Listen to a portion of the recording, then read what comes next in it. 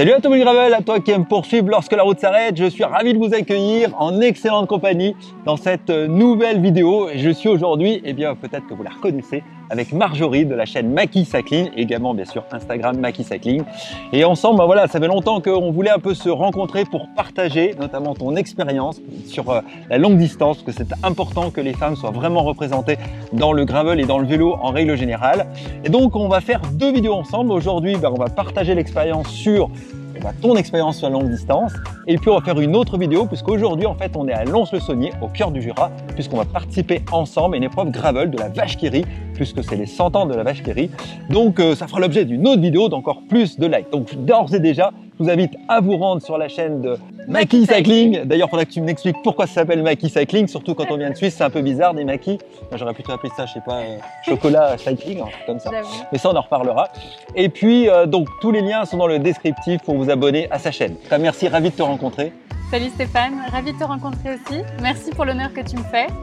J'ai un grand plaisir de faire ta connaissance aujourd'hui. Alors du coup, tu nous reviens toute fraîche de la Desertis Bikeus. On va partir de là, effectivement une épreuve. Peut-être nous en dire quelques mots. Alors fraîche, je sais pas, mais en tout cas, je suis de retour de la Desertis Bikeus. Donc en fait, j'ai eu la chance de participer à la première édition de la Desertis Bikeus. Donc qu'est-ce que c'est? En fait, c'est une course d'ultra où on traverse l'Espagne du nord au sud en passant par 4 zones désertiques. Donc là, c'était vraiment particulier parce qu'en fait, il fallait pouvoir rouler autant sur la route que sur le gravel. Donc j'avais pas pris ce vélo-là, j'avais pris un vélo d'endurance, mais avec des tu avais pneus... le Synapse. Voilà, c'est ça, le Synapse de chez Cannondale, et j'avais des pneus en 32 mm pour m'amener un peu partout. Ouais. Et du coup, c'était une belle aventure. D'ailleurs, je vous invite, pour celles et ceux qui n'ont pas encore eu l'occasion de le voir, à suivre parce que tu as fait un vlog, en fait, étape par étape. Et donc, on voit vraiment ce que c'est de l'intérieur, en fait, de vivre la longue distance, parce que parfois, effectivement, sur certains articles ou certaines vidéos, on a l'impression que c'est facile, mais là, on voit que tu passes par tous les états physiques, émotionnels, et ce qui montre que c'est avant tout d'abord une belle aventure humaine, en fait. Au-delà de l'aventure cycliste en fait. Ouais, ce que je dis souvent, c'est que pour moi l'ultra, c'est pas seulement faire du vélo, c'est vraiment tout ce qui est à côté. Et ça représente très bien ce qu'on vit tous les jours dans notre vie professionnelle, personnelle. En fait, c'est un mix de tout. On doit faire des choix à tout instant pour essayer de continuer la route. Donc voilà. C'est ce que j'essaie d'expliquer. Là, je fais une série de vidéos sur comment on se prépare et comment on peut aller à la longue distance. Parce que pour ceux qui me suivent, vous savez que je fais plusieurs séries de vidéos sur comment on appréhende la longue distance, parce qu'il y a beaucoup de représentations. Et on s'imagine, on réduit souvent la longue distance à beaucoup de préparation physique. Mais je crois que la préparation physique, c'est important, mais ça n'est qu'un élément parmi d'autres. Est-ce que tu vas dans ce sens-là? Je confirme.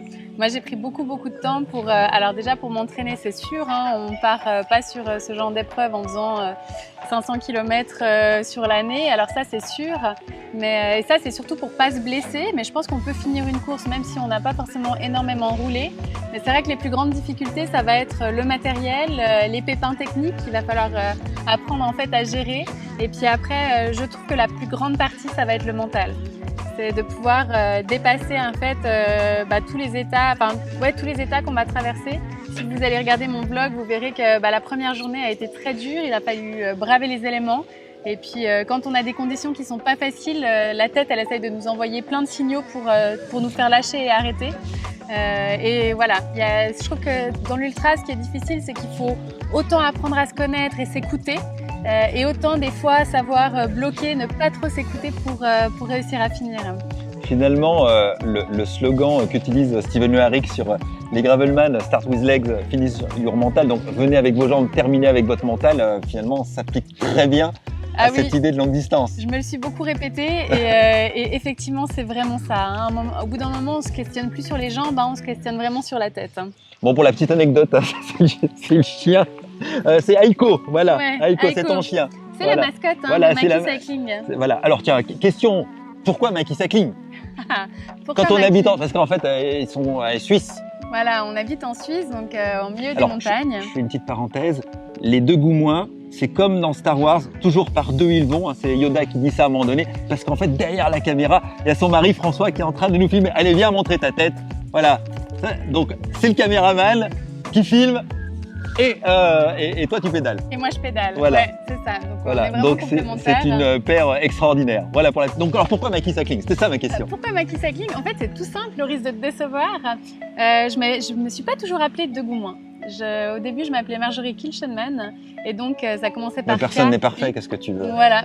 Donc j'ai gardé un petit peu de mon héritage dans mon surnom et c'est pour ça que je m'appelle Maki pour Marjorie Kilchenman et cycling parce que je suis passionnée de vélo. Donc il n'y avait rien à voir avec les maquis japonais. Attends, je m'imaginais déjà des trucs. J'aime beaucoup ça. En tout cas, le nom sonne bien, donc une belle fois, allez-y sur la chaîne, abonnez-vous, suivez ces aventures. Alors moi, ma question, je voudrais maintenant te poser vraiment en tant que femme, parce qu'effectivement, je trouve qu'il n'y a pas assez de femmes, et, malheureusement sur les médias qui parlent en tout cas de vélo. Alors, il y a pas mal d'Instagrammeuses, mais on ne sait pas toujours si elles roulent, hein, c'est une petite critique au passage, mais Marjorie est une femme qui roule, qui fait du vélo et qui roule, ça c'est très important. Quel conseil tu pourrais donner justement aux femmes qui ont envie de se lancer, qui ont un peu peur, qui n'osent pas y aller? En plus, je sais que tu organises toi des sorties justement pour les invités. Alors moi justement, je me suis beaucoup posé la question. Je suis pas sûre d'avoir la réponse parce que en tout cas, je peux parler pour moi, mais pas forcément pour les autres. Oui, de ton expérience, oui, tout à fait. Mais c'est vrai que moi, j'organise des sorties à vélo. Au début, je voulais vraiment organiser dans la mixité pour que les femmes prennent confiance. Puis je me suis rendu compte que la mixité, c'est bien pour valoriser le cyclisme au féminin. Mais les femmes, des fois, elles ont aussi besoin d'avoir un endroit un petit peu plus sécure pour commencer le vélo. Donc de temps en temps, j'organise des sorties à vélo réservées aux femmes. Et ça, il y en a de plus en plus, que ce soit en Suisse ou en France. Donc je pense que quand on a un petit peu une appréhension à se lancer dans le vélo, puis c'est normal d'avoir des appréhensions, j'en avais aussi, je pense qu'on en a tous, on le partage juste pas forcément, mais c'est des fois de trouver des personnes qui partagent les mêmes passions, pas vouloir forcément se lancer tout de suite dans des grandes aventures, mais des fois juste faire le tour du pâté de maison, appréhender le vélo, apprendre à le connaître, apprendre à se connaître sur le vélo. Je pense que déjà c'est génial. Moi, ce que je faisais aussi beaucoup au début, c'est que je planifiais des parcours où je savais que je pouvais rentrer en train si jamais ça allait pas. Si j'avais un pépin technique, si j'avais quoi que ce soit. Ouais, tu sécurisais. Ouais, avoir une solution de repli, savoir que si vraiment je peux écourter la sortie, ça me sécurisait. Puis s'entourer, je trouve que c'est très important, que ce soit par des amis qui partagent la même pratique, par un club, ou alors déjà aussi être soutenu par la famille. Vous l'avez vu tout à l'heure, mon mari qui est venu sur la vidéo, je pense que c'est vraiment important aussi quand on se lance dans une passion de pouvoir l'appréhender à plusieurs. Et ça, à plusieurs reprises, en tout cas, ça m'a stimulée en fait dans cette pratique du cyclisme. En tout cas, si vous voulez en savoir plus, je vous invite une nouvelle fois, c'est la 3e fois que je dis, mais c'est très important. Abonnez-vous à sa chaîne, suivez Marjorie sur les réseaux sociaux, suivez aussi François parce que François est aussi photographe et il fait des super photos, donc on peut aussi s'abonner à son compte, on mettra tous les liens en dessous. Et puis là, dans 10 minutes, on va prendre le départ donc de la vache qui rit, donc on va clôturer la vidéo là, mais la conversation comme d'habitude se poursuit dans les commentaires. Qu'est-ce que tu pourrais dire pour conclure peut-être cette vidéo? Je te laisse la parole, j'avais fait l'introduction. Ouh là là, mais tu me prends de court. Qu'est-ce que je peux dire? En fait, là, je suis extrêmement excitée d'aller faire une course avec toi et d'apprendre à te déconnaître sur le vélo. Je trouve qu'il n'y a pas de meilleur endroit pour faire connaissance. Donc, je vous propose de faire connaissance. Stéphane, je crois que vous le connaissez, mais du coup, de faire connaissance avec moi directement sur le vélo. Allez. Allez, on dit à très bientôt. À très bientôt. Ciao, ciao. Ciao, ciao. Viens dire au revoir, François. Viens, parce que c'est une équipe. Allez, ciao. Ciao.